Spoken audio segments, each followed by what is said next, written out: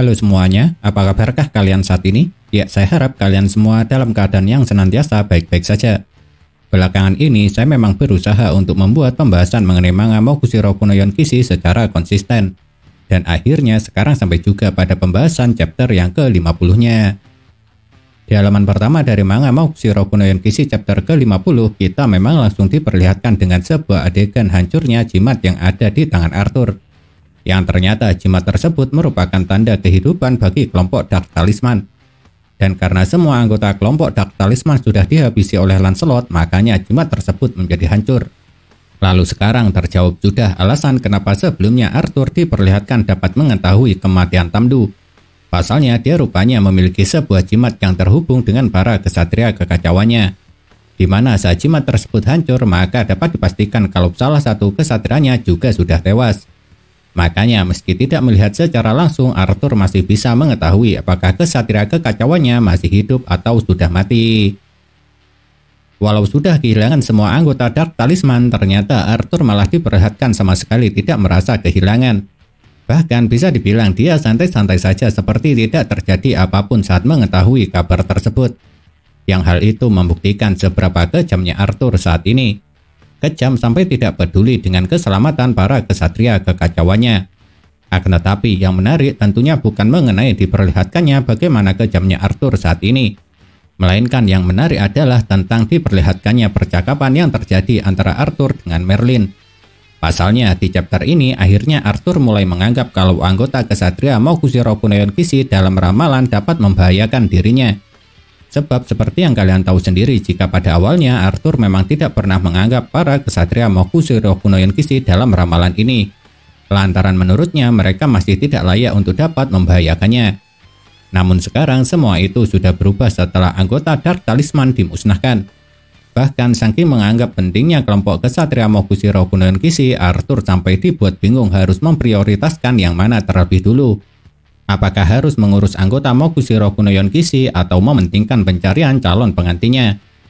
Dan kebingungan Arthur ini membuktikan kalau dia telah menganggap serius anggota Mokushiro Kuno Yonkishi dalam ramalan.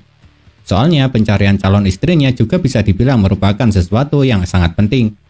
Bahkan saking pentingnya Arthur sampai menyuruh Ironset serta Pelegarde untuk melakukan tugas tersebut. Walaupun Pelegarde menolak dengan tegas tugas yang diberikan oleh Arthur itu. Tapi kejadian yang menarik lagi dalam percakapan antara Arthur dengan Merlin ini adalah diperlihatkannya Merlin yang sekarang memanggil Arthur dengan sebutan Tuan. Lalu kenapa julukan Merlin kepada Arthur ini bisa menarik perhatian saya? Lantaran seingat saya dulu sebelum Arthur menjadi Raja Kekacauan, Merlin tidak memanggilnya sebagai Tuan. Yang itu berarti sekarang sosok Arthur sudah menjadi junjungan bagi Merlin. Tidak seperti dulu lagi. Setelah di 2 halaman penuh kita diperlihatkan adegan percakapan antara Arthur dengan Merlin, akhirnya jalan cerita pun kembali menyorot ke tempat Percival berada, yaitu tempat kelompok Percival yang masih berada di hutan jerat. Dan menariknya, adegan pertama yang kita lihat saat kembali menyorot kelompok Percival adalah ditunjukkannya efek yang diakibatkan serangan Lancelot kepada Pitik. Yang ternyata serangan tersebut telah membelah sebagian besar pohon yang berada di hutan jerat. Dan tentu saja saat melihat hal itu membuat Doni, Nasians, Anne, serta Sylvan menjadi sangat terkejut. Untuk Doni, dia terkejut lantaran melihat kengerian serangan Lancelot. Dan untuk Nasians, setelah melihat serangan Lancelot akhirnya mengetahui siapa yang telah memusnahkan para monster di kota Sistana. Sebab serangan yang menyerang para monster sama persis dengan serangan yang dilancarkan oleh Lancelot kali ini. Sedangkan Anne terkejut karena dia merasa tidak percaya kalau Lancelot dapat membunuh keempat anggota Dark Talisman dengan mudahnya. Padahal bagi mereka sendiri untuk mengalahkan salah satunya saja sudah kesulitan. Akan tetapi jika yang lain terkejut dengan aksi Lancelot, berbeda halnya dengan Percival. Pasalnya dia malah diperlihatkan menangis terseduh-seduh sambil memeluk putra dari Ban ini. Dan alasan kenapa Percival bisa sesedih itu lantaran dia merasa takut sekaligus senang. Takut kalau Lancelot harus mati karena dirinya, sedangkan dia sendiri tidak bisa melakukan apapun sama seperti yang dulu pernah terjadi pada mendiang kakeknya. Dan Percival juga merasa senang sekaligus lega lantaran pada akhirnya Lancelot berhasil selamat. Oleh sebab itulah setelah pertempuran usai kenapa Percival diperlihatkan sangat sedih. Tentu saja Lancelot menjadi terharu atas kekhawatiran yang diperlihatkan oleh Percival kepadanya. Akan tetapi diperlihatkannya wajah terharu Lancelot itu memang tidaklah lama. Soalnya setelah itu dia dengan santainya langsung mengembalikan belati milik Doni dengan mengatakan jika dirinya akan ganti rugi setelah sampai ke kerajaan Lyonesse.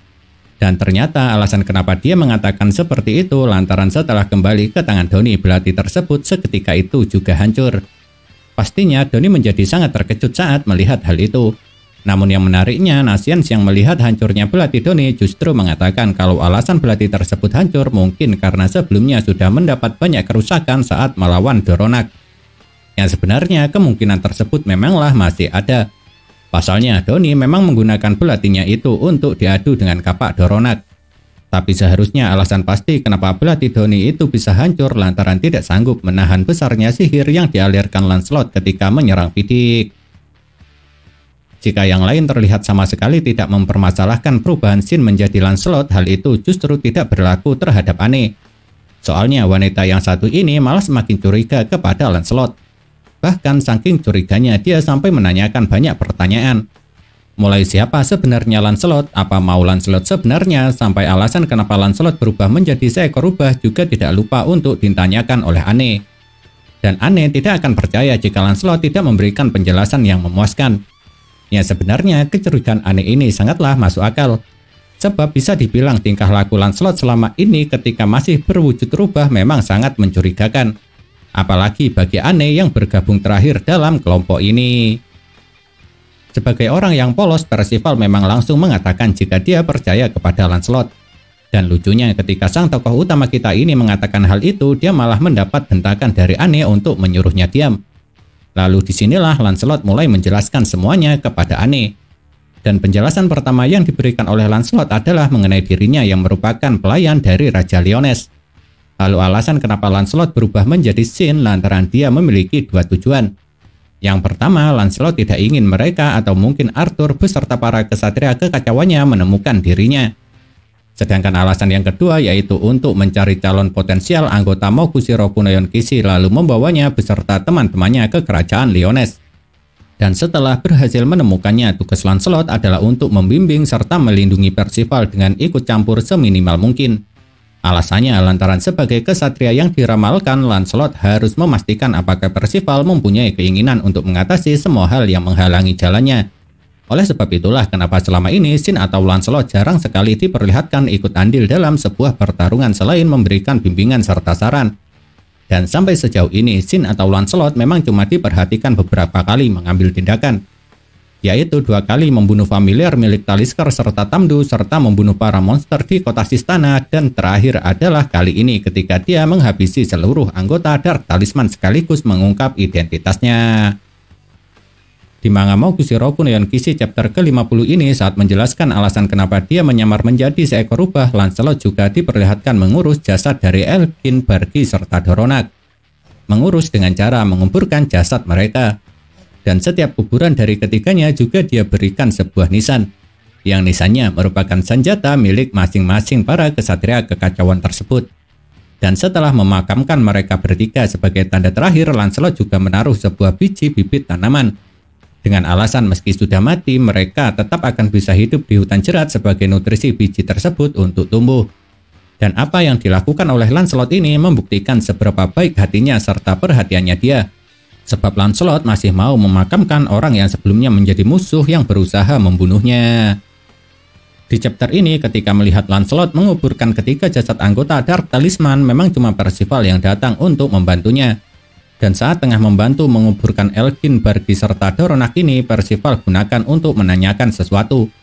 Yaitu bertanya mengenai ada urusan apa kenapa Lancelot mencari kesatria kekacauan memakai helm dengan visor berbentuk bintang serta seorang klan raksasa bernama Dubs. Hanya saja sayangnya pertanyaan Percival itu tidak diberi jawaban yang pasti oleh Lancelot. Soalnya putra dari Ban ini cuma menjawab kalau itu adalah masalah pribadinya. Jadi Percival tidak perlu mengetahuinya. Oleh sebab itulah untuk sekarang kita masih belum bisa tahu kenapa Lancelot mencari kedua orang ini. Sebagai orang yang bisa dibilang paling cerdas selain Lancelot, tentu saja apa yang ditanyakan oleh Nasians lebih berbobot daripada yang lainnya. Pasalnya yang menjadi pertanyaan bagi Nasians adalah apakah Lancelot merupakan klan peri. Lantaran menurut sang apoteker ini cuma klan perilah yang dapat melakukan perubahan serta membaca pikiran. Namun sayangnya sebelum sempat memberi jawaban, kata-kata Lancelot sudah terlebih dulu dipotong oleh Percival. Karena dia malah ingin mengetes apakah benar Lancelot bisa membaca pikiran. Dengan cara Percival menyuruh Lancelot untuk menebak apa yang tengah dia pikirkan. Dan lucunya yang dipikirkan oleh Percival malah sebuah kotoran. Yang tentu saja Lancelot tidak mau menjawabnya. Karena tentu saja jika menjawabnya akan menjadi sangat memalukan bagi Lancelot. Ketika tengah asyik berbincang untuk saling tanya jawab, kelompok Percival malah harus kedatangan tamu tak diundang. Dan tamu itu adalah Bellegarde, kesatria kekacauan pertama yang ditemui oleh Percival. Yang tentu saja kedatangan Bellegarde ini berhasil membuat Percival serta Dony terkejut. Karena dari semua orang memang cuma Percival, Dony serta Lancelot atau Sin saja yang pernah bertemu dengannya. Sedangkan untuk Nasian serta Anne tidak pernah bertemu dengan kesatria kekacauan yang sedikit konyol serta kocak ini. Akan tetapi yang menariknya saat melihat kedatangan Bellegarde, Lancelot justru mengatakan kalau mereka tidak mempunyai waktu untuk bertemu dengan kesatria kekacauan ini. Soalnya mereka semua harus segera pergi. Dan cara mereka pergi adalah dengan menggunakan sebuah bola mantra. Sebab setelah mengatakan jika dirinya tidak memiliki waktu, Lancelot memang seketika itu juga diperlihatkan mengeluarkan sebuah bola mantra. Lalu setelah diaktifkan, kelompok Percival langsung hilang seketika dari tempat itu. Pastinya kejadian ini membuat Bellegarde menjadi bingung, terkejut, serta kesal. Bingung karena tidak mengenal Lancelot serta tidak tahu tujuan kemana kelompok Percival akan pergi. Terkejut lantaran secara tiba-tiba kelompok Percival menghilang tepat di hadapannya. Serta kesal karena setelah datang jauh-jauh untuk menemui Percival, tapi pada akhirnya dia justru ditinggal begitu saja. Seharusnya kalian semua bisa langsung menebak apa kegunaan dari bola mantra yang dikeluarkan oleh Lancelot. Ya, betul sekali, bola mantra tersebut kegunaannya adalah untuk teleportasi. Lalu kemanakah tujuan bola mantra teleportasi tersebut? Jawabannya adalah untuk menuju ke kerajaan Lyonesse. Soalnya setelah Lancelot menggunakan bola mantra itu, seketika itu juga kelompok Percival sudah sampai di kerajaan Lyonesse dengan mudah, aman, sekaligus cepat. Dan tentu saja mengetahui mereka sudah sampai di kerajaan Lyonesse membuat Percival, Dony, Nasian, Anne, serta Sylvain menjadi sangat terkejut sekaligus senang. Terkejut lantaran tiba-tiba mereka sudah sampai di kerajaan Lyonesse. Serta senang karena akhirnya bisa mencapai tempat yang selama ini ingin mereka tuju. Akan tetapi kalau Percival, Dony, Nasian, Anne, serta Sylvain amat senang setelah sampai di kerajaan Lyonesse, Lancelot malah diperlihatkan menjadi kesal. Kesal lantaran melihat sikap bodoh teman-temannya setelah melihat kerajaan Lyonesse. Dan sebenarnya perilaku yang diperlihatkan Percival, Dony, Nasian, Anne, serta Sylvain sangatlah wajar. Karena bagaimanapun mereka semua bisa dibilang merupakan orang desa yang jarang pergi ke kota. Makanya setelah melihat kota mereka menjadi sangat kagum. Sedangkan sikap Lancelot sebenarnya juga bisa dibilang sangat wajar. Karena tentunya dia akan berpikir kekaguman teman-temannya terlalu berlebihan. Oleh sebab itulah kenapa dia diperlihatkan kesal dengan perilaku Percival, Dony, Nasian, Anne, serta Sylvain. Nah, itulah yang dapat saya sampaikan mengenai manga Mokushiro no Yonkishi chapter ke-50 ini. Kalau menurut kalian, kejadian manakah yang paling menarik? Apakah kalian mempunyai pendapat? Jika punya, jangan pernah ragu untuk menuliskannya pada kolom komentar. Karena komentar itu sangat berarti bagi saya atau teman-teman lain yang membacanya. Sebab komentar kalian tersebut bisa dibuat menjadi referensi atau bahan untuk saling bertukar pendapat di antara kita semua.